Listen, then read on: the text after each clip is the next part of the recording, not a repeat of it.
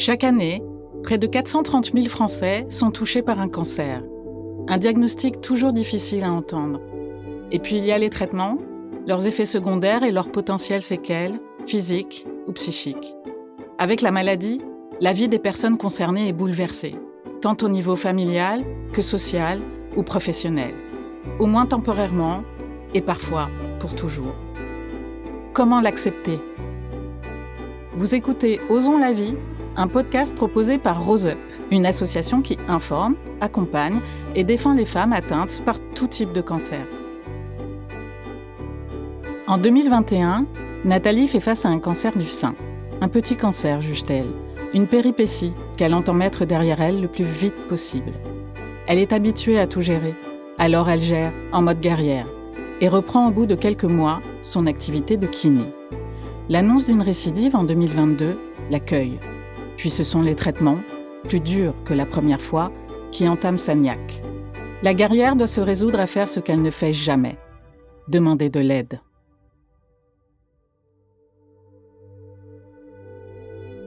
Ce n'est pas facile de demander de l'aide et d'accepter ses faiblesses et à ce moment-là d'être vulnérable.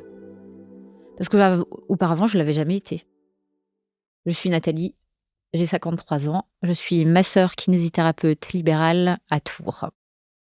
Quand j'ai été dépistée du premier cancer du sein en avril 2021, c'était suite à ma mammographie de dépistage pour mes 50 ans. Pour moi, c'était un petit cancer. Non invasif, il n'y avait pas de souci, on allait me l'enlever et hop, c'était terminé. J'ai activé mon mode guerrière, j'ai passé tous mes examens, je me suis fait opérer. Je m'arrête 6 semaines et je reprends mon activité en mi-temps thérapeutique de façon à faire ma radiothérapie. Pendant ces 6 semaines, je fais des complications post-opératoires, à savoir une infection de ma cicatrice qui va déclencher une lymphocelle. La lymphocelle, c'est un petit œdème qui va se localiser dans le creux de l'aisselle et qui va déclencher comme une grosse orange sous la peau. Et qui va aussi déclencher des cordes lymphatiques. C'est la rigidification de son système lymphatique et ça va faire comme une petite corde de piano qui va être de creux de l'aisselle jusqu'à mon poignet, en fait, et qui va limiter l'amplitude de mon épaule. Je reprends au bout de 6 semaines pour attaquer la radiothérapie. Au bout de ces 2 mois à peu près de radiothérapie, là, je m'effondre. Parce que la guerrière, elle est épuisée. L'oncologue, en fait, m'arrête 1 mois en arrêt complet parce que j'étais complètement épuisée physiquement et moralement. D'avoir tenu toute seule, en fait, tout le processus. En septembre 2021, je reprends le cours de ma vie en me disant, voilà, ça y est, c'est passé, je passe à autre chose et je continue. En septembre 2022, je fais un contrôle avec une mammographie et là, on découvre que je fais une récidive du cancer du sein, donc sur le même sein, avec le même type de cancer. Alors, étant kinésithérapeute libérale et soignant des patientes en cancer du sein, je savais déjà que s'il y avait une récidive un jour, c'était la mastectomie en deuxième intention et ça, je n'aurais pas le choix en fait. Donc je suis repartie, j'ai ressorti mon armure de guerrière en me disant c'est bon, on y retourne, on m'enlève le sein, hop, et c'est terminé. Ça ne se passe pas comme ça. Je subis une mastectomie en novembre 2022 et le sein part à l'analyse. Et il revient avec un cancer un petit peu différent, à savoir avec des cellules HER de plus, qui sont des cellules potentiellement invasives. Là, c'est la douche froide, vraiment. Et donc là, avec des cellules HER de plus, ça voulait dire un protocole de chimiothérapie. Et donc un arrêt beaucoup plus long que ce que je pensais prendre au départ, en fait. Donc l'oncologue avait décidé d'un protocole de 12 séances de Taxol, donc à raison d'une séance par semaine pendant 3 mois, et 18 séances d'immunothérapie, et à raison d'une séance toutes les 3 semaines.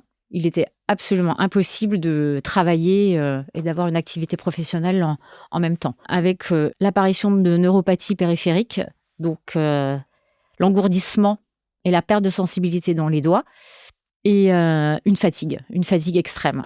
qui a été très dur à gérer en fait. Et je me suis retrouvée à plus pouvoir faire ce que j'étais capable de faire auparavant. Donc à savoir de la course à pied par exemple, ne serait-ce que aussi aller faire mes courses, porter mes courses, préparer le dîner où j'étais vraiment fatiguée. Et avec la neuropathie dans les doigts, en fait, j'avais plus de force non plus dans les mains. Sachant que mes mains, c'est aussi mon activité professionnelle, c'est angoissant. Surtout quand on est une femme active et dynamique qui a l'habitude de tout gérer en fait pour tout le monde. Ce n'est pas facile de demander de l'aide et d'accepter ses faiblesses et à ce moment-là d'être vulnérable. Parce que auparavant, je l'avais jamais été. J'ai toujours eu cette image de femme forte. Et là, pour le coup, la femme forte, elle a pris du plomb dans l'aile aussi. Moralement, c'est difficile de passer à l'acte de demander de l'aide. Pour moi, ça m'a demandé beaucoup de... Je sais pas comment l'expliquer. Je sais pas si le terme est le meilleur, d'humilité. Le déclic, c'est la diminution physique. Parce que là, je suis au bout de ma vie et il y a plein de choses que je ne peux plus faire seule. Donc, help, aidez-moi. Je commence la chimiothérapie en janvier 2023 et à la moitié de mon traitement, là, je décide de créer un groupe WhatsApp avec toutes mes amies que j'intitule à la base Sauver Nathalie, avec 3 petits dauphins comme Sauver Willy. Et je leur envoie un petit message en disant ça y est, là, vous m'avez toutes demandé ce que vous pouviez faire pour moi, et c'est maintenant. Parce que là, je suis en arrêt complet, ce qui m'est jamais arrivé non plus dans ma carrière de profession libérale, parce qu'on ne s'arrête pas beaucoup, sauf en cas de maladie grave, je dirais. Et pour le coup, je me retrouve seule à la maison aussi. Mon mari va travailler, mes enfants sont à l'école, donc je suis toute seule toute la journée. Et tout le monde répond. Super, on est super contente que tu fasses cette démarche-là, parce que maintenant, on sait comment on va pouvoir t'aider. Alors qu'avant, je pense qu'elles étaient démunies par rapport à la maladie. Aussi, elles ne savaient pas ce qu'elles devaient faire, ce qu'elles pouvaient faire. Et donc là, en verbalisant ce dont j'avais besoin, je leur donnais les clés pour m'aider. Je leur fais une petite liste avec un petit 1, un petit 2, un petit 3.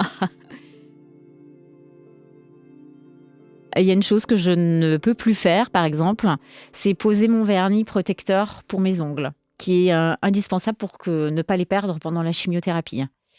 Je leur demande de venir m'aider à me sortir, parce que je ne peux plus marcher toute seule et que j'ai besoin d'un appui pour aller me promener. Je leur demande aussi, si vous savez pas quoi faire, vous pouvez me préparer des petits plats. Parce que là, avec la perte du goût qu'accompagne le Taxol, j'ai plus goût à préparer à dîner non plus. Donc elle me prépare des petits plats. Et elle me les amène, un peu comme dans Desperate Housewives, dans la série américaine. Et après, j'ai beaucoup d'amis qui passent me voir pour boire un café, boire un thé, m'apporter des petits gâteaux et passer un peu de temps avec moi. Je ne pensais pas que j'aurais autant de soutien et autant d'aide. À ce moment-là, je suis très touchée parce que je ne pensais pas compter à ce point-là pour elle. Et ça a été une vraie révélation pour moi, en fait. J'ai vraiment compris la notion d'amie présente dans les coups durs.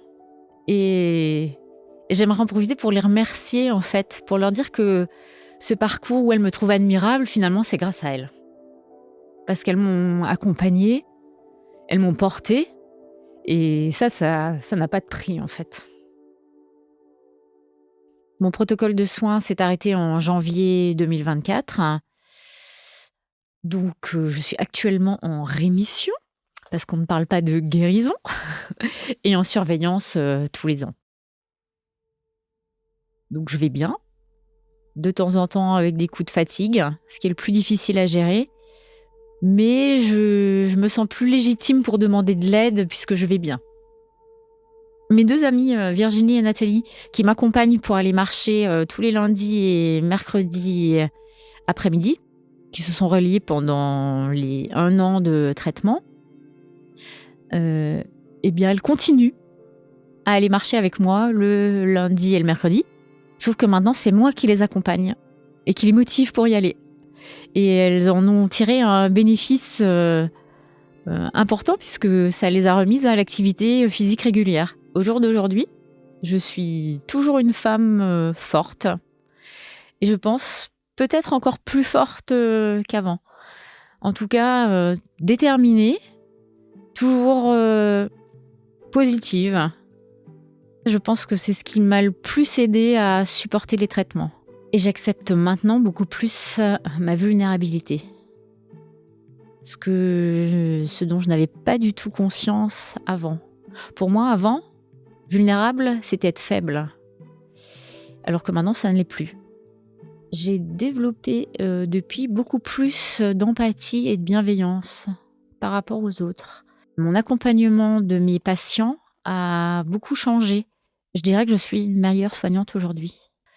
Avant que je ne sois malade, je n'avais pas du tout conscience de ce qu'était la maladie et de ce que les patients vivaient dans leur corps et aussi dans leur tête et aussi dans leur gestion de leurs émotions pour gérer leur maladie. Et pour le coup, depuis que j'ai traversé la maladie, eh ben, j'ai l'impression, je pense les comprendre mieux.